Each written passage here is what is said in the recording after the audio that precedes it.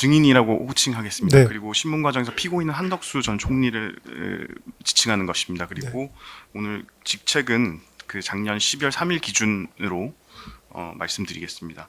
그 증인 12.3 비상계엄 관련해서 특검, 검찰 특수본, 경찰에서 조사를 받으셨는데 다 사실대로 진술하시고 그 조사 후에 조서 다 읽어보시고 서명 날인하신 거 맞으시죠? 네, 맞습니다. 네, 조서는 다 동의했기 때문에 진정 성립은 따로 하지 않겠습니다. 이항입니다. 그 증인은 2024년 12월 3일 비상계엄 선포 당시 경제부총리 겸 기획재정부 장관으로 재직 중이셨죠? 네, 그렇습니다. 증인은 2022년 5월 윤석열 대통령 취임 이후 대통령 비서실 경제수석으로 근무하셨죠? 네, 2023년 12월경까지 경제수석으로 근무하셨고 2023년 12월 경제부총리 겸 기획재정부 장관으로 취임하셨죠. 네, 그렇습니다. 그 윤석열 대통령하고는 어떻게 아시는 사이입니까? 윤 대통령과는 개인적인 친분은 없었고요. 제가 인수위의 경제 1분과의 간사로 가면서 처음 인사드렸습니다. 네, 사항입니다. 증인은 그 피고인이 2005년경에 경제부총리 겸 재경부 장관으로 재직할 당시에 재경부 증권제도과장으로 근무하신 인연이 있으시죠? 네, 그렇습니다. 그 증인은 2024년 12월 27일경부터 2025년 3월 24일경까지 국회 피고인에 대한 탄핵 소추로 인해서 대통령 권한대행, 국무총리 직무대행직을 수행하신 사실이 있으시죠? 네, 그렇습니다. 그 위 기간 동안 국정 운영 등에 관해서 윤석열 대통령이나 피고인과 상의하시거나 연락을 주고받은 사실은 있으십니까? 네, 전혀 없습니다. 네, 5항입니다. 증인 2024년 12월 3일 그 비상계엄이 선포되던 날 통상 그 일과 중 일정에 대해서 좀 간단히 말씀해 주시겠습니까? 네, 그날 제 하루 종일 일정을 말씀하시는 간단히 건가요? 네, 제 기억으로는 그러니까 낮에 키르기스탄 대통령이 오셔가지고 공식 오찬이 있었습니다. 그때 오찬장에 제가 참석을 했고 대통령과 키르기스탄 대통령과 또 한 테이블에서 식사를 했습니다. 그때 오랜만에 뵀었던 거고요.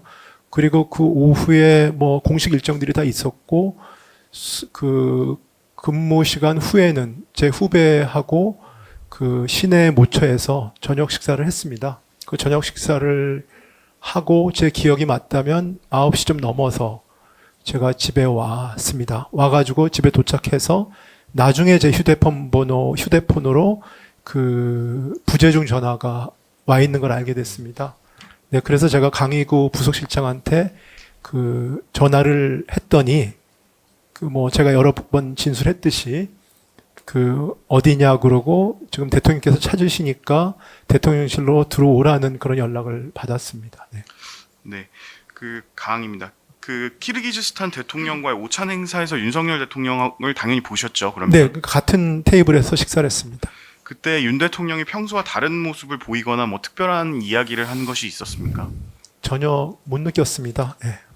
그러면 그때는 저녁에 부를 수도 있다, 아니면 저녁에 대통령실로 오라는 취지의 이야기가 있었습니까?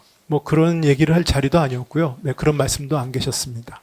네, 6항입니다. 그 증인 핸드폰 통화 내역 제시하겠습니다. 이게 증인 그 휴대폰의 통화 내역 직접 촬영해서 그 경찰에 제출하신 자료 맞으시죠? 네, 맞습니다. 네, 저희 그 피의자 신문조서 순번 553번에도 제시되어 있는데요. 보면 아까 말씀을 하셨으니까 이제 간단히 말씀을 드리면 21시 33분경에 이제 대통령한테 전화를 왔는데 받지 못했고, 그 이후 34분에 이제 강희구 실장이 전화를 했는데 또 받지 못했고, 그 안영우는 이제 그때 장관님 수행실장, 네, 그 사무관이었죠. 네, 기재부. 그렇습니다. 또 받지 못했는데 이제 9시 37분경에 강희구 실장한테 전화가 와서 그게 통화가 처음 되신 거죠. 네, 그렇습니다. 그건 제가 전화를 다시 한 것 같습니다. 이제 부재중 전화가 와 있으니까요. 무슨 일인가 싶어서 전화를 했던 것 같습니다. 그 가항 묻겠습니다. 저 화면을 보시면 그 21시 33분경 윤석열 대통령으로부터 걸려온 전화는 이제 받지 못하신 걸로 되어 있는데, 네네. 그 이유는 무엇입니까? 그땐 집에 와서 제가 그때 이제 집에 왔으니까 씻고 있었던 것 같습니다. 네, 그렇습니다. 네, 나항입니다. 그래서 지금 21시 37분경에 아마 다시 전화가 와서 받으신 것 같고요. 아, 그런가요? 네. 네네. 네, 그리고 38분에 다시 그 안영훈 기재부 수행비서, 그리고 42분에 윤석열 대통령, 그리고 네. 46분에 다시 그 강희구 대통령 부속실장과 통화를 한 것으로 확인됐습니다.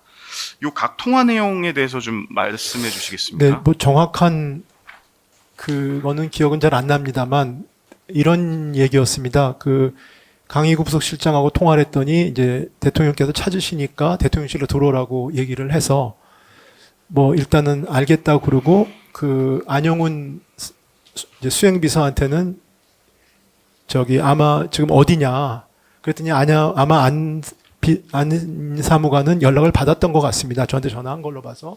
그래서 우리 집으로 오고 있다 아마 그랬던 것 같습니다. 그래서 빨리 와라 그랬고 그 사이에 대통령이 또 전화를 하셨습니다. 그래서 제가 그 다시 대통령께 전화를 드렸습니다. 그랬더니 대통령이 뭐 어디냐고 하셨고, 그 제가 지금 갑니다. 뭐 이 정도 전화를 했던 것 같고, 그 다음에 끊고 나니까 강효 부서장이 또 전화가 왔습니다.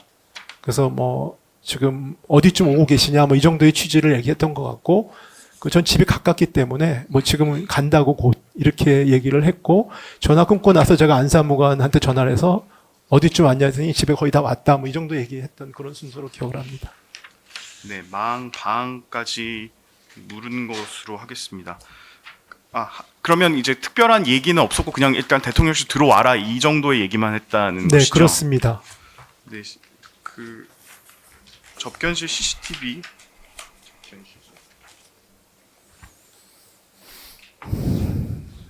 21시 39분경 제시하겠습니다. 21시.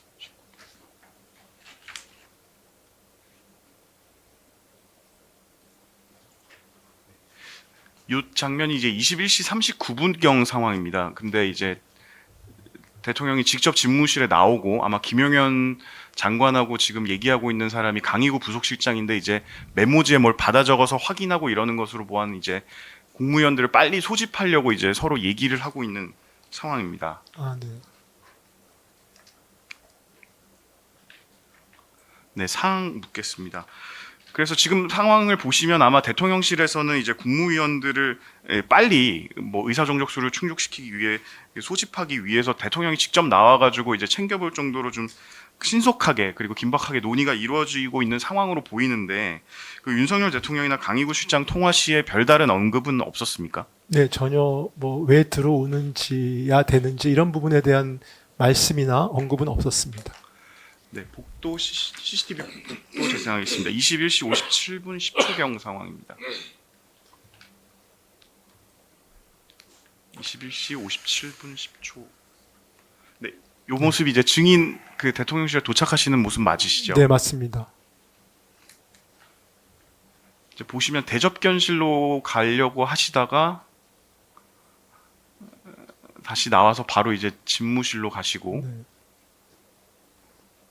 이제 인사를 하고 이제 들어가는 모습이 확인이 됩니다.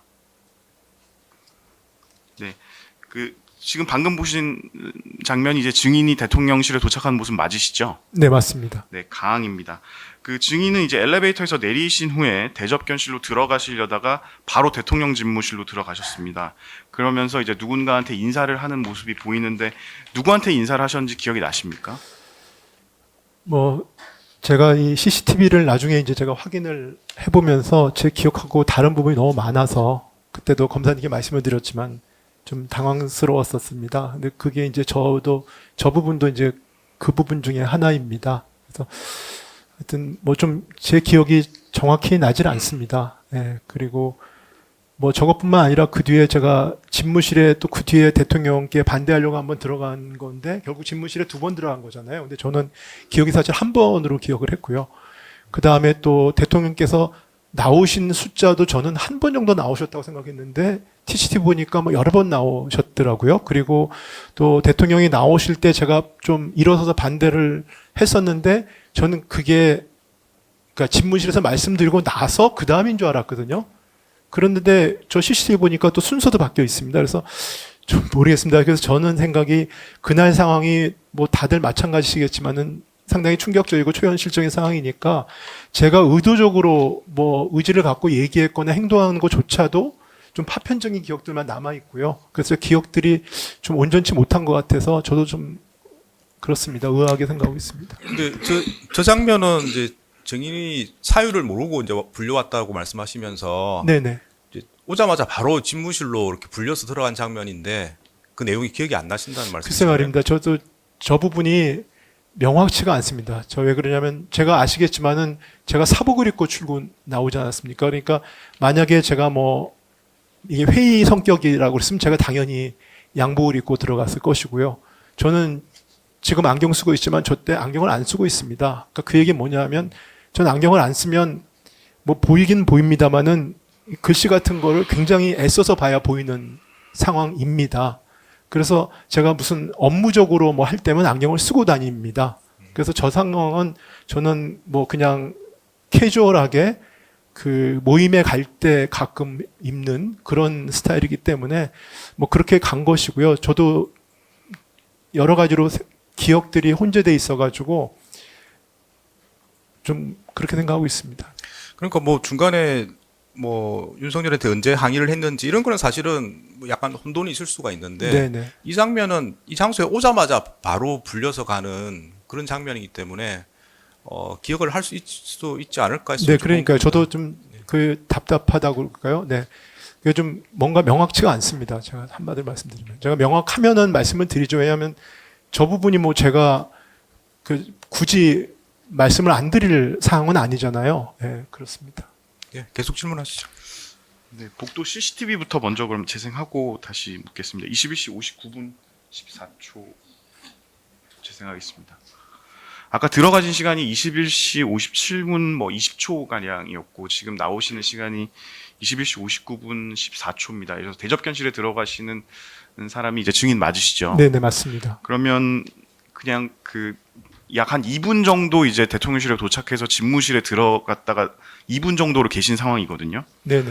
근데 이때 그러면 그 대통령이랑 대통령 집무실에서 어떤 얘기를 오고 갔던 상황이었을 것으로 보이는데 이때 어떤 얘기가 오고 갔는지 기억을 하십니까? 그러니까 제가 뭐 다시 말씀드리지만 저도 이제 저 CCTV 보고 좀 생각을 해봤는데요. 제가 무슨 얘기를 들었거나 기억이 날 일이 있었으면 당연히 기억이 날 텐데요. 그런 건 없었던 것 같습니다. 뭐 지금 그런 정도 제 기억에 따라서 말씀을 드리는 겁니다. 그럼 이때 집무실에서 뭐 비상계엄 선포하려고 한다 이런 얘기를 들었는지 여부도 기억이 지금 안 나시는 겁니까? 들었다면 기억을 하지 않겠습니까? 네.